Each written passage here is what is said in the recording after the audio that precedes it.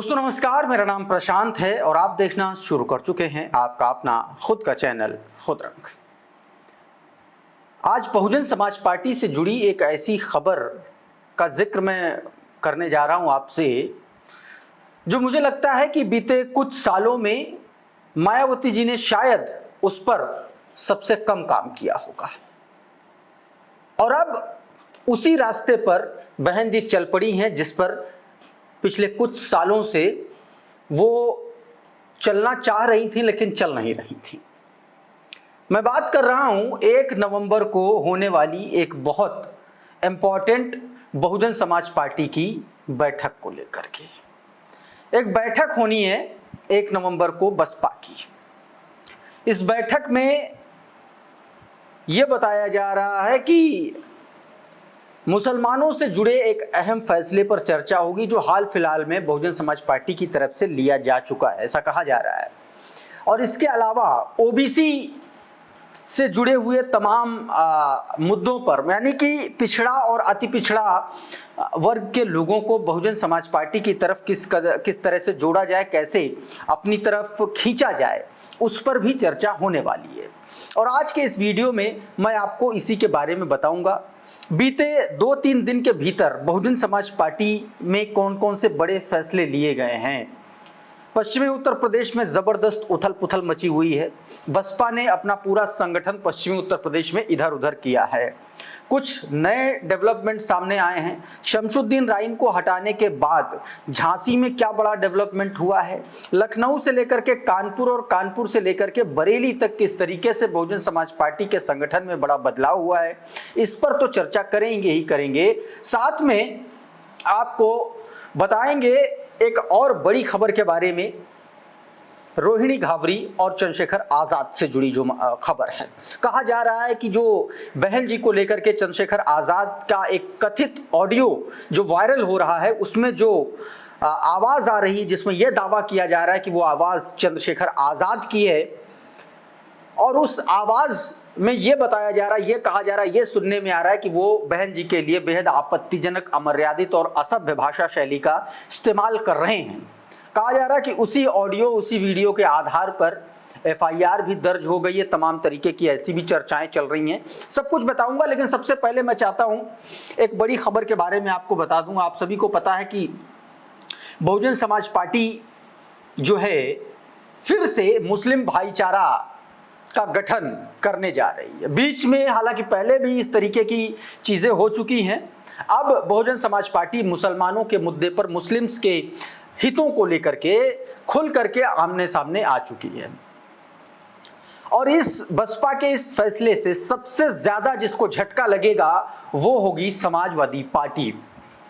दोस्तों आप याद कीजिए कि समाजवादी पार्टी ने 2024 में जिस तरीके से इंडिया गठबंधन ने संविधान दिखा करके और आरक्षण का डर दिखा करके बहुजन और खास तौर पर जाटों और गैर जाटों दोनों वोटर्स में जिस तरीके से सेंधमारी की, जिस तरीके से बसपा के वोटर को में घुसने की कोशिश की और जिस तरीके से समाजवादी पार्टी ने मान्यवर साहब की ये परिनिर्वाण दिवस पर भी संगोष्ठी का आयोजन किया और तमाम ऐसी जगहों पर समाजवादी पार्टी ने ऐसे ऐसे लोगों को फिक्स कर रखा है जो समय समय पर बसपा या बहुजन समाज पार्टी से संबंधित या बहुजन समाज से संबंधित संतों गुरुओं की जो जयंतियां हैं, पुण्यतिथियां हैं, उन पर जिस तरीके से सपा सक्रिय हुई है, उस पर बहुजन समाज पार्टी ने अब एक अटैकिंग रुख अख्तियार किया है। बहुजन समाज पार्टी एक तरफ भाईचारा कमेटी और संगठन में दलित, खास तौर पर जाटो समाज को या फिर नॉन जाटो समाज को रिप्रेजेंटेशन दे करके एक तरीके से अपना वोट बैंक तो बहुजन समाज पार्टी तैयार कर रही है और दूसरी तरफ पीछे से आकर के समाजवादी पार्टी के उस मजबूत वोट बैंक पर हमला किया है। मुस्लिम भाईचारा बना करके, संगठन बना करके, उससे समाजवादी पार्टी को एक बड़ा खतरा 2027 में पैदा हो सकता है। उत्तर प्रदेश में 22-23% के आसपास मुसलमान वोटर हैं दोस्तों, और ये जो मुसलमान वोटर है ये कहा जाता है कि समाजवादी पार्टी की तरफ जाता है। हालांकि चंद्रशेखर आजाद ने भी 24 में तमाम सारे मुस्लिम वोटर्स नगीना सीट पर खास तौर पर उन्होंने अपनी तरफ किए थे और उनका जो स्टैंड है वो भी एक तरीके से दलित कम मुस्लिम वाला ज्यादा नजर आता है।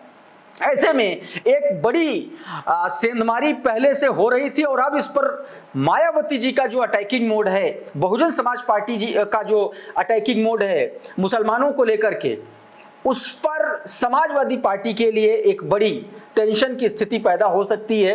पवन राजपथ के पत्रकार हैं, अपना भी चैनल चलाते हैं टाइम टू अनफिल्टर, उन्होंने एक ट्वीट किया बीते दिनों, आपकी स्क्रीन पर जरा देखिए। पवन ने लिखा कि मुस्लिम भाईचारा संगठन दोबारा गठन होगा, मंडलों में प्रभारी बना दिए गए हैं। अभी मैं बताऊंगा कुछ मंडल के प्रभारी कौन कौन बनाया गया है। लखनऊ मंडल की जिम्मेदारी सरवर मलिक को दी गई है। दोस्तों, सरवर मलिक लोकसभा से प्रत्याशी रहे हैं, उनकी पत्नी भी प्रत्याशी रही हैं कई सारे चुनावों में। मतलब आप ये समझ लीजिए कि लखनऊ म्यूनिसिपल इलेक्शन से लेकर के विधानसभा और लोकसभा तक सरवर मलिक एक्टिव रहे हैं। तो इनको जो है दोस्तों, सरवर मलिक को लखनऊ मंडल की जिम्मेदारी दी गई है। इसके अलावा प्रदेश के जितने भी मंडल हैं उनमें अलग अलग मुस्लिम चेहरों को जो है तरजीह देते हुए मुस्लिम भाईचारा गठन जो है वो कर दिया गया है और उसमें अब ये साफ तौर पर ताकीद करा दी गई है कि मुसलमानों को बहुजन समाज पार्टी से जोड़ा जाए। शैलेंद्र आर्य हैं, ये लिखते हैं कि मिशन 2027 को लेकर के आदरणीय बहन कुमारी मायावती जी बेहद सक्रिय, बसपा में मुस्लिम भाईचारा संगठन का दोबारा गठन, मंडलों में प्रभारी बना दिए गए हैं और लखनऊ मंडल की जिम्मेदारी सरवर मलिक को दी गई है, ये बताया। उधर दोस्तों ये भी कहा जा रहा है कि जो 1 नवंबर की बैठक होगी उसमें बीएसपी सुप्रीमो ने खास तौर पर बामसेफ की बैठक बुलाई है, बामसेफ के लोगों को बुलाया है और बामसेफ को अब एक तरीके से जो पिछले लंबे वक्त से ये कहा जा रहा था कि पर्दे के पीछे के तौर पर काम कर रहे थे या यूं कहें कि थोड़ा सा कम सक्रियता नजर आ रही थी, अब एक बार फिर से बामसेफ को पूरी तरीके से सक्रियता दिखलाई पड़ेगी। ये जरा अखबार की कटिंग है, इसको देखिए। बताया गया कि बसपा में फिर उलटफेर, मायावती ने बामसेफ की भी बैठक बुलाई।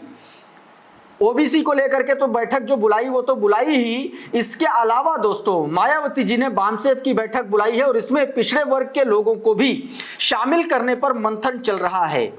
यानी कि पिछड़े वर्ग के जो लोग हैं उनको शामिल करने पर मंथन चल रहा है।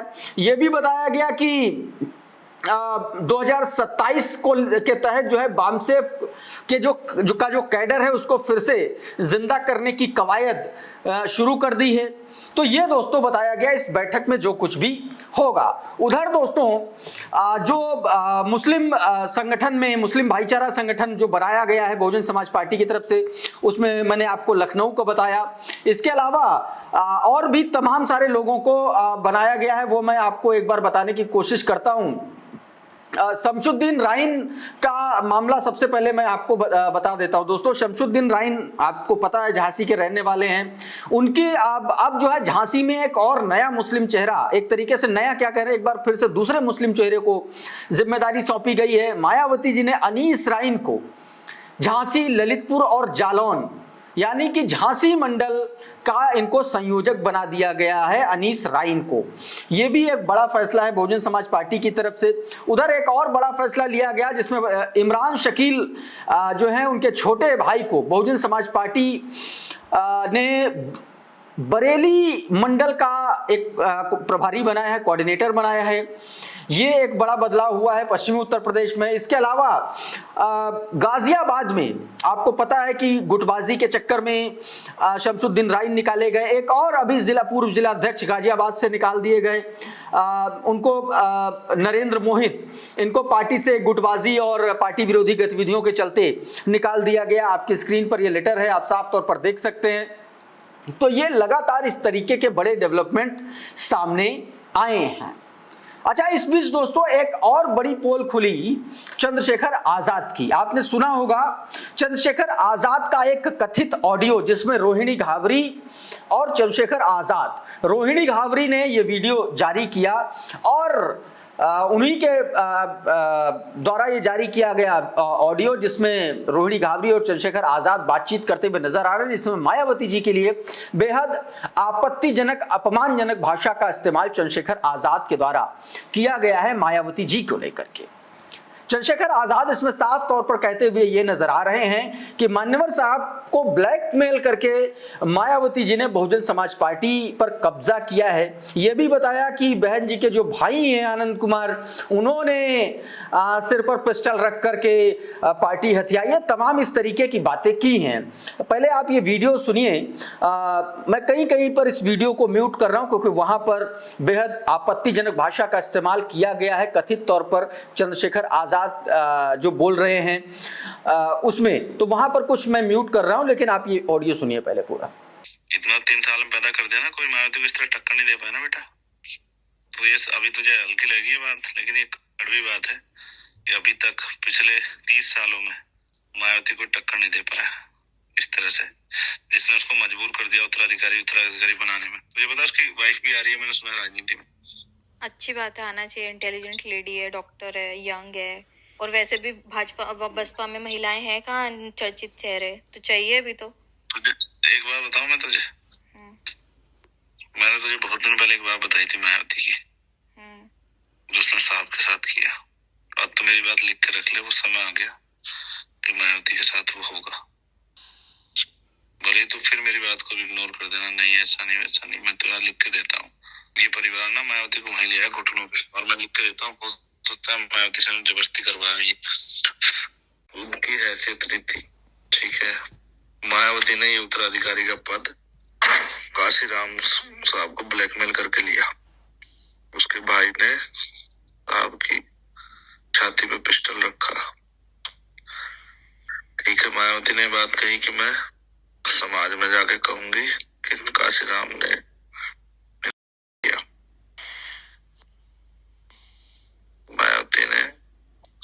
निजी स्वार्थ में सब चीजें की। इसके भाइयों ने इसका साथ दिया, इसी भाई ने साथ दिया, इसलिए भाई प्यारा है, इसलिए इस भाई के बच्चे प्यारे हैं। तो इस तरीके से दोस्तों ये बात कही गई है। अब इस पर डॉक्टर आशीष रावत लिखते हैं, ख्वाब बसपा का राष्ट्रीय अध्यक्ष और बहन जी का उत्तराधिकारी बनने का, और सोच सड़क छाप लफंगों वाली। इसी पर सिद्धार्थ मौर्य लिखते हैं कि चंद्रशेखर रावण को तुरंत गिरफ्तार किया जाना चाहिए। 4 बार की मुख्यमंत्री रही बहन जी के ऊपर अभद्र टिप्पणी कर रहा है, इसको बदनाम कर रहा है। बसपा के सभी कार्यकर्ताओं से अपील है कि इसके खिलाफ जगह जगह मुकदमे दर्ज कराए जाए, इसकी गिरफ्तारी तक रीट्वीट रुकना नहीं चाहिए। यूपी पुलिस और डीजीपी को इसमें टैग किया गया। दोस्तों उधर इसी को लेकर के तरुण जाटव लिखते हैं कि चंद्रशेखर की वायरल ऑडियो में कितनी सच्चाई है ये मुझे नहीं पता है, लेकिन अगर ये ऑडियो सच निकली तो आज से चंद्रशेखर आजाद और हमारा बहुजन होने का रिश्ता खत्म। भविष्य में बहुजन हित के मुद्दे पर हम भी साथ साथ नहीं आएंगे, क्योंकि आप जो भी करेंगे उससे साजिश की दुर्गंध आएगी। आपके बसपा के राजनीतिक मतभेद हो सकते हैं, लेकिन यह इतनी बहुजन विरोधी घृणित सोच बर्दाश्त नहीं की जा सकती। रोहिणी घावरी द्वारा यह शेयर की गई ऑडियो क्लिप की सच्चाई क्या है, कोई फैक्ट चेक करके बताए। अब फैक्ट चेक तो इसका नहीं हुआ, लेकिन एक बात तो तय है कि जिस तरीके से चंद्रशेखर आजाद का दावा किया जा रहा है कि ये चंद्रशेखर आजाद बोल रहे हैं, बात हो रही है, जो बात कह रहे हैं वो वाकई में नाकाबिले बर्दाश्त है, होनी भी चाहिए बहुजन समाज के लिए और बहुजन समाज पार्टी के समर्थकों के लिए। उधर दोस्तों चंद्रशेखर आजाद जिस तरीके से बिहार में एक्टिव हुए हैं, वहां भी इनकी पोल खुल गई। क्या लोग मोदी जी थे ना, तो स्टेशन पर चाय बेचते बेचते देश को बेच दिए। इस बार आए हैं चंद्रशेखर आजाद, वो केतली का चाय बेचते बेचते पूरा बहुजन समाज को बेच देंगे। बहुत बड़ी बात कह रहे हैं आप, हकीकत बात बोल रहे हैं। अनहरे के हाथे बटर लग गया, वही हाल है उसका। आप तो ओपी राजभर की भाषा बोल रहे हैं महाराज। अनहरे के हाथे बटर लग गया एक। तो दोस्तों इस तरीके से बहुजन समाज पार्टी और चंद्रशेखर आजाद को लेकर के जो ये बड़ा कॉन्ट्रडिक्शन सामने आया, ये आपने साफ तौर पर देखा है। दोस्तों अभी के इस वीडियो में बहरहाल इतना ही। बहुत बहुत शुक्रिया, बहुत बहुत धन्यवाद। आप जुड़े रहिए आपके अपने चैनल खुदरंग के साथ।